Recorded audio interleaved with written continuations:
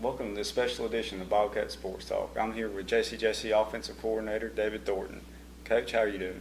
I'm doing great. How are you, Josh? I'm doing fine.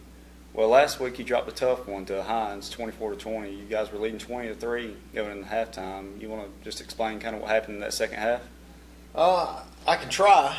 I tell you, it was kind of the perfect storm, I guess you'd say. You know, there was so many different ways that we could have won that game that we just didn't.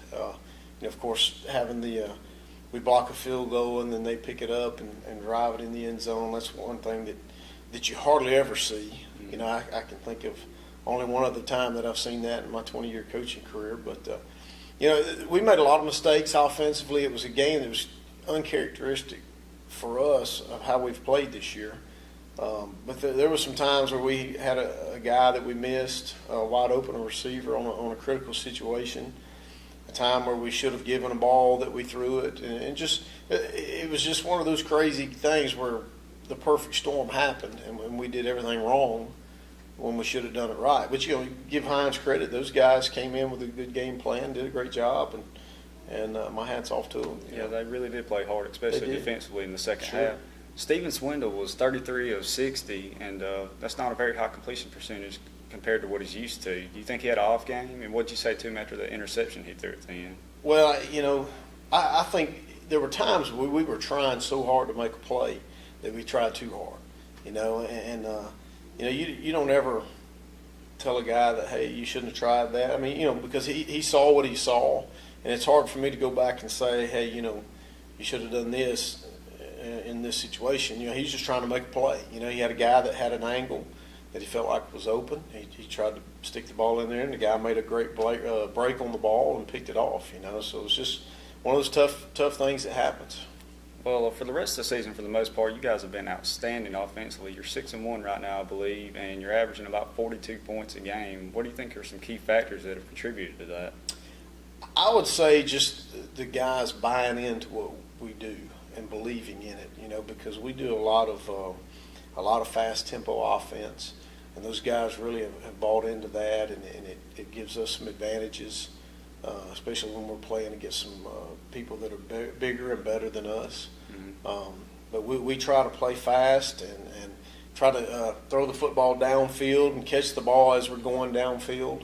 And we've got a great receiving core that's done a great job of that, and the guys that can all run, really, really well. I mean, we've clocked all those guys in a 4.4 range, mm-hmm. So we've got a lot of team speed.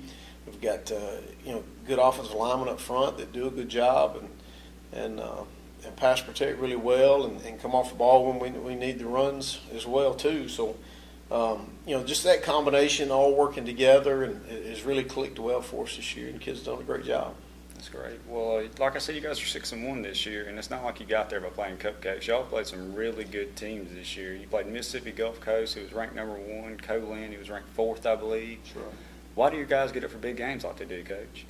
I think it's just in the South League, South Division. It's almost like that week in, week out. You really have to play if you're going to be competitive and be a great team, and that's what these guys have done. They've rose to the challenge because they realize that these are big games and this is what we have to do to reach our season goals, and they get excited playing against those guys. So, I think just a combination of that and that they are good players and they are competitors. That's one thing that we've got a group that they really want to win and they really compete hard, and it means something to them, and I think you put all that together and you've got a great group of guys that really, really work and play hard.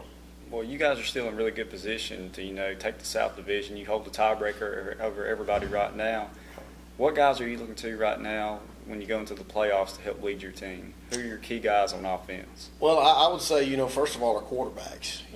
Stephen Swindle, but Kenny Coleman as well. Kenny Coleman's kind of a breath of fresh air in a lot of ways. He changes up what we do a little bit offensively, and that 1-2 punch with both those guys really gives us an added dimension that a lot of people have to prepare for that they don't with Stephen. So, we're a better team with both those guys playing and taking snaps during the game. But, that receiving core has really stepped up big, made some great plays. Cortez Cooks, Jermichael Willis, Dylan Bozier, Roderick.